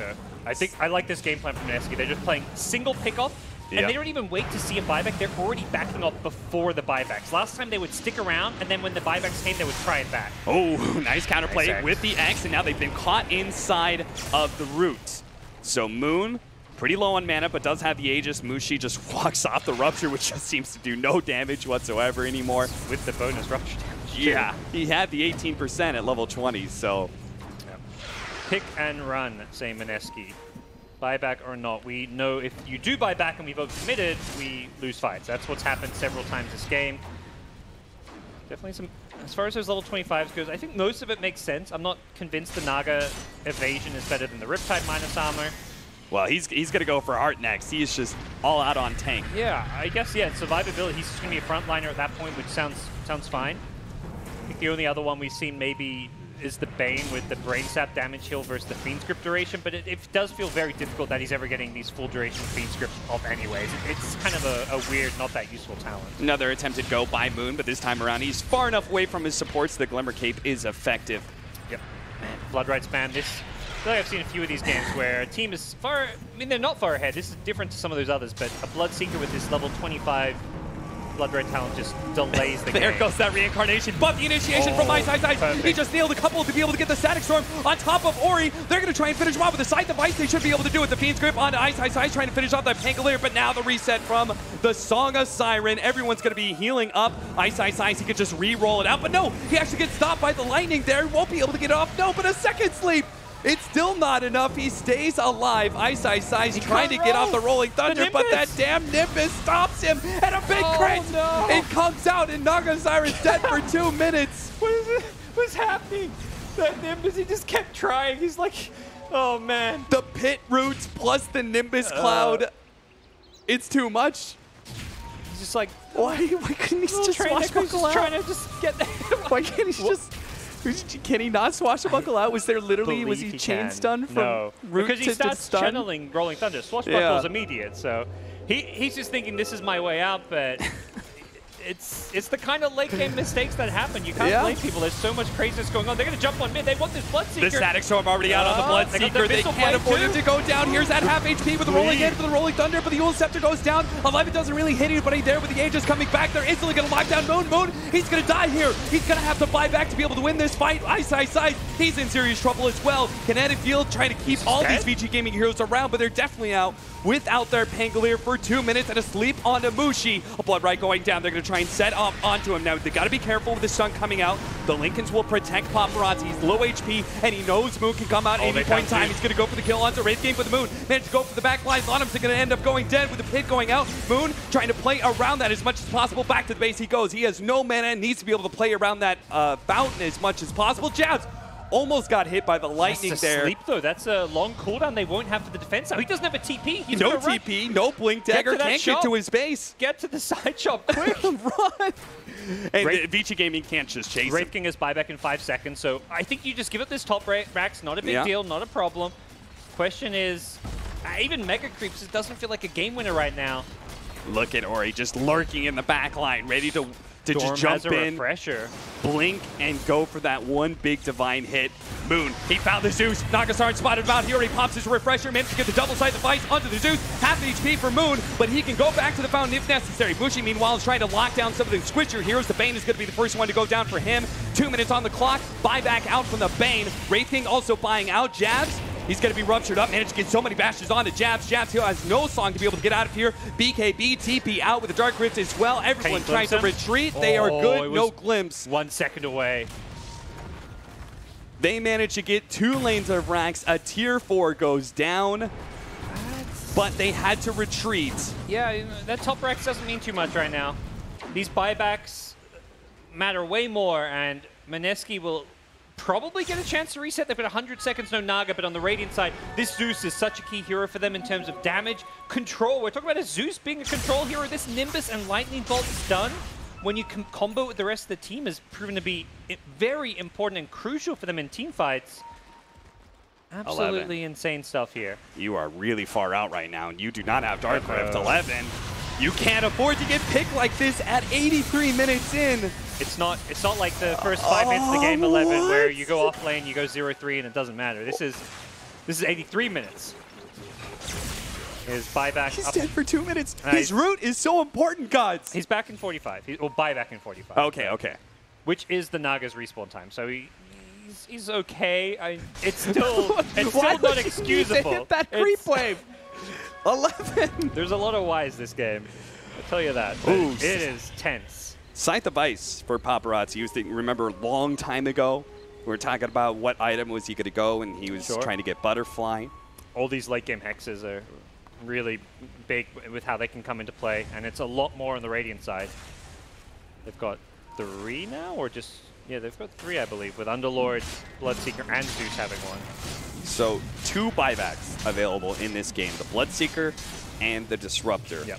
I think the key thing, Mineski, it's kind of, I don't know if we'll get a chance to slow it down. For them winning fights, it's all about getting this Ag-Static Storm on heroes, and they've learned that they can't set up with the Naga Sleep because you can BKB. They've started using the Pengo stun initiation from his ulti plus Blink to set up the Static Storm. Or they use the Electric Vortex from Storm. They need these guaranteed hard stun initiations into a Static Storm, and then they can win these fights. Then they can get these key kills. Sleep has to be used defensively to heal people up against the Rupture, against the Bloodseeker, and as like that end of the team fight set up once these BKBs are down. Another refresher, this time it's Mushi. So he can have 3 lives in a fight, multiple BKBs and Abyssals and Bloodthorns. Yeah, he's been very quiet this game, but that's kind of the nature of this hero. Ninja Boogie has a heart. Yeah. Okay. That's the part of the game that we're in, that a Disruptor is 3,300 HP. That, you know, he is getting full benefit from this 180 GPM talent. I mean, anything you can do to make sure that you do not get one-shot by the Kunkka. Yes. Their armor doesn't help you. Even if you have Aeon Disc, you just get one shot. Does your Aeon Disc even proc? No, it's one of the. It's just like the Abaddon ults, I believe, and then you can actually just chop people down one shot. And this is the item. Raw health is the only thing that will save you. Or I guess Ghost Scepter, but you don't know when you're going to get cleaved. He's cleaving out of Invis often, although actually no, he's cleaving out of a Blink. He got rid of the Shadow Blade. Still has a Rapier, by the way. I mean, often, you know, Rapiers are normally a big talking point in a cast. This just feels like another standard item that isn't actually that crazy this game. Yeah, I'm way more hyped about the Aghanim Scepter on Zeus. I hope he gets an Octarine. That's actually what he needs, to be able to get the multiple lightning bolts out from the Nimbus, just like non-stop. If he could get that and a refresher, it's actually just insane. I think where maybe even refresher gets more value with the double hex and the instant double Nimbus, double ulti, but... You're at chain stun territory there. Oh, man. They have a smoke. They're trying to push out. Normally no one has smokes at this point. What's going on? Mushi is on the front lines with an Invis, going to be able to spot Paparazzi. Lincoln's got popped to the side device onto Moon. Moon, he's already dead. Oh no, and now Mushi's been stunned up. Look at that crit coming out from the Kunkka. They'll have the save from Jabs, trying to keep Mushi alive. He may have to refresher and use it twice, but he tries, but the side device is already there. He won't be able to get off the second Song of Siren. Now he's going to be Abyssal Blade up. Disruptor tried to do something with the Static Storm. It just doesn't happen. Glimpse back. A Dark Rift in position, trying to lock down Mushi. They found him. He has a BKB. He has multiple lives to be able to eat through, but It is slowly but surely he's going to get chunked down. He got the helm cap. That late game, 80-minute Helm of the Dominator and Underlord. The taxi service going in deep. Do they have a creep wave, though? Ice is cutting it in mid. The top lane is pushing out. They want to go there. Yeah, that's exactly where the Underlord TPs to. All right, surely, I mean, these heroes are dead for over a minute. I can't imagine a way that Vici Gaming can't end the game right now. That's what I'm feeling too. He's going to be able to hunt down Ice in this top lane. Using his scythe first, Yule's instantly coming out, but now here comes the big Ori hits. Managed to get the X onto Ice. Has a roll, but can't actually get it off. The stun comes out first. Back over to the base. Tier 4s are dropping fast, and Mineski will finally call it 87 minutes, make it around 88-minute game. Vici Gaming take it. Yeah. The game ends kind of with a mistake, but that's the only way this game was ever going to end. You play 90 minutes of Dota, neither team can break the base, neither team can make plays unless someone overextends or just underestimates some like tool on the other team, which is what Moon does. He bowled in there, instantly gets hexed. The reactions there from Vici Gaming to just burst him down, he did that with no buyback, and he gets punished for it. I love the fact that we got to see late game because both of these lineups were kind of unique, and we got to see the full effect of both of them. Yeah. We fully understand the strength of these heroes from minute 1 all the way to minute 88. But how do you recover now if you're either one of these teams? How do you calm down? Because that was just a game 1. That was not the end of the series. We still have potentially 2 more games to go, Gods. Whew. I mean, I think at this point you do just reset. I don't think you even want to talk about that game. Don't talk about whether you like the draft. Just go on to game number 2, because that's the kind of game that you can just flip a coin. One day it goes Mineski's way, the other day it goes Vici Gaming's way, and today Vici Gaming, they made the more clutch plays. All right, well, we're also excited. We also need to calm down. So before we go ahead to game number 2, we're going to check in with the panel. Over 100 kills, the second longest game in DPC history, and 14 changes of gold lead. Are you not entertained, ladies and gentlemen? This is the Supermajor, and these 2 teams have played super well.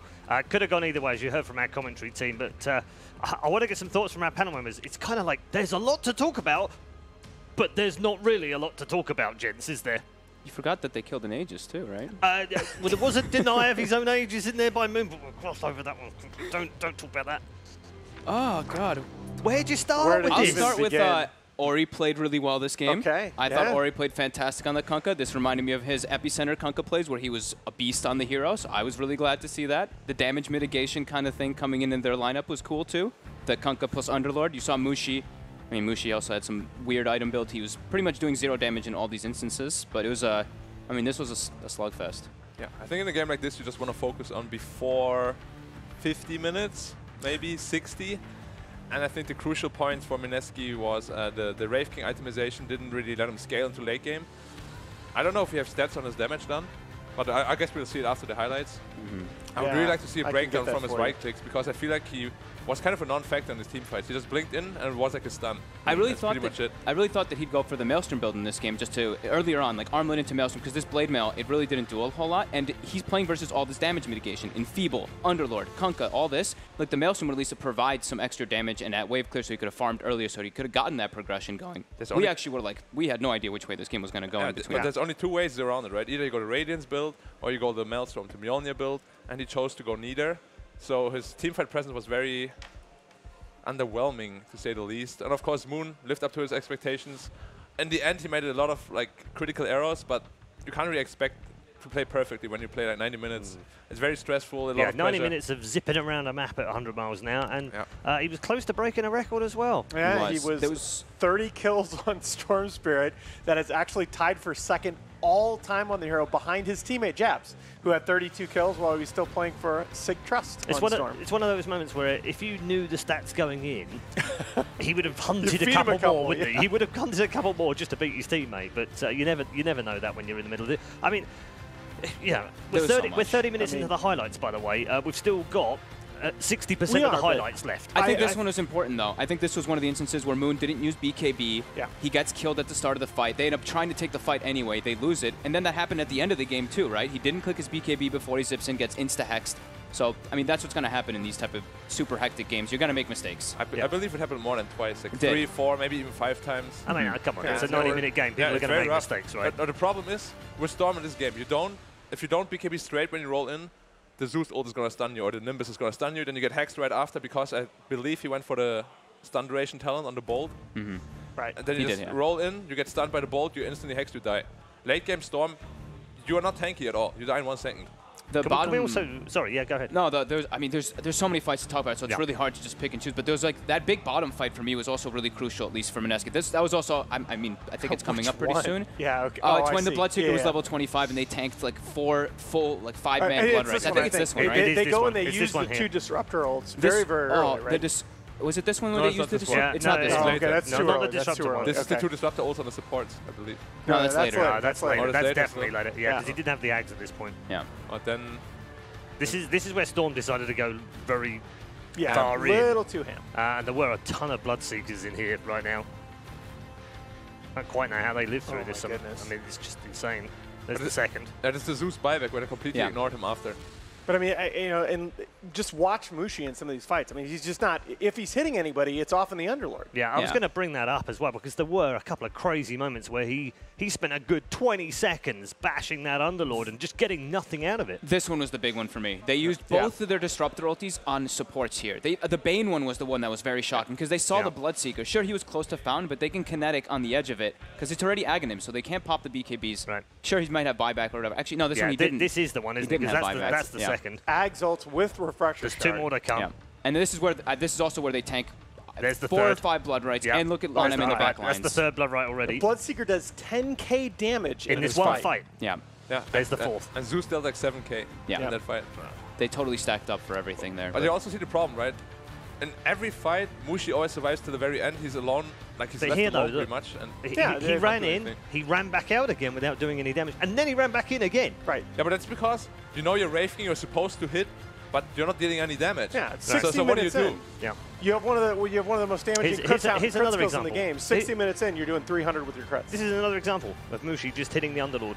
You know, but I look at it and I'm like, but there's no damage he there, needed, folks. yeah. I mean, he needed to get. That's why we were saying, like, in the later games, you get to that point where sure, he's gonna be doing no damage because he's versus Enfeeble, he's versus Underlord, he's versus Rom, all this damage mitigation. Could he have been picking a different target? But he should have had earlier item timings, is what we're with like the Maelstrom, right? Did you see that? Yeah, his targeting 80 is. damage. I mean, look, it's still going. 80. Yeah, he hit the Underlord a lot.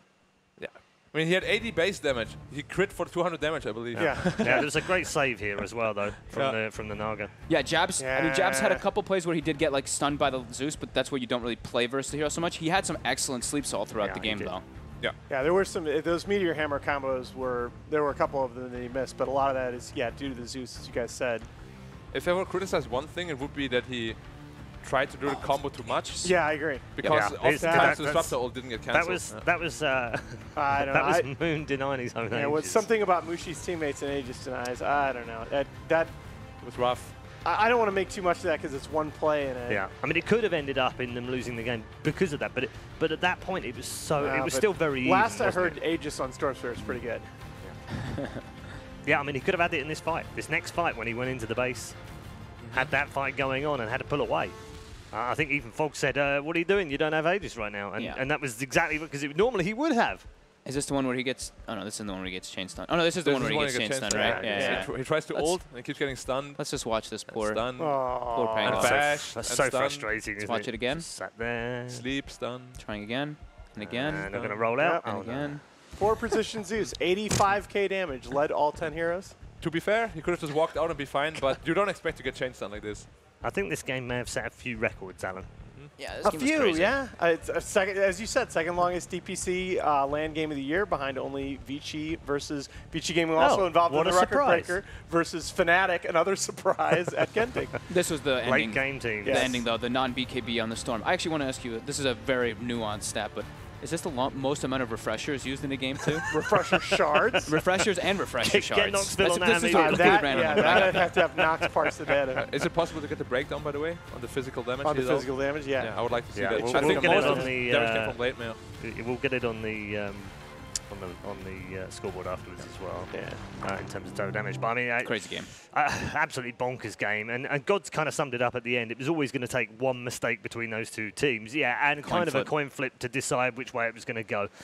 There is the scoreboard right now, and you can see the top scoring Moon on the Storm Spirit of 37 and 13, which is utterly absurd for his own team. The rest of his team never getting out of single figures. Those numbers don't look right. Yeah. The damage. Kunkka did 12k damage. Yeah, no I way. don't think that damage column is actually right. No, That looks Kunkka did. We'll fix Yeah. that because the That's Zeus fine. did 80k damage on his own. Yeah, Zeus did 85k. Kunkka did 78k. Yeah. So, yeah, that's I all right. think we broke our scoreboard. Wow. And look, there's Aegis claimed, 3 Aegis. Wait a minute. We're missing a tab on the side, guys. Aegis killed. Yeah. Oh, well, it's fuck. 1-3-1 is the Aegis claims, isn't it, in this game? Ouch.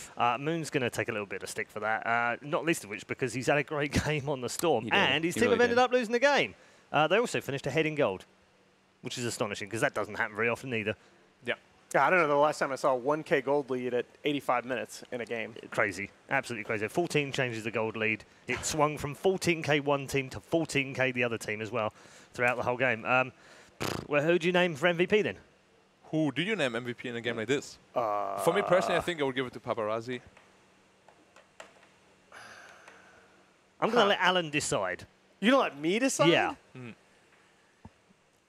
I like the support positioning a lot. Yeah. Don't worry, that's ladies the and gentlemen. thing. This I'll won't let you take know, as Alan. long as that last game. Wait, I just want to say one thing. Remember when you flamed the Zeus for being AFK there? You don't like the support position a lot. That one fight. The rest of the fights was good. One The one fight. fight was good. I want to give it to Lanham. I want to give it to We're going Lanham. to give it to Lanham. Yeah, I He think did do pretty well. I think he played a great game. Support, The Hex man. too. The Hex Yeah. too, though. The Yeah. Hex killed the Storm at the end, right? He, I mean, he played really well. I think Zeus is kind of a borderline broken hero right now, but I think without him, they don't win this game. There's just no way. The Ag's timing, pretty consistent now that we've seen in the 2 games. He's played support Zeus between 31 and 35 minutes. Has made a huge difference in those fights. I mean, I just Old Lanham, Lanham God. but Ori also played. Okay, sure. Oh, I Ori do want to also- give credit Ori to played Ori him. because I mean, we look, were best game I've hard seen on here. him. We Best game did, of his but tournament. rightly so because he's had a poor tournament Yeah. so far. But from where he has been playing, yeah, that was a step up, wasn't it? This looks like the Ori from January to March. Yeah. Yeah. Like, all the way to the top from the bottom. It was good. He never got. I feel like he never got initiated on, right? He always got the rum to protect his teammates, which was massive in this game. So Especially stacked with the Underlord. I mean, that there were plenty of fights where it just felt like Mineski had no damage at all. Okay.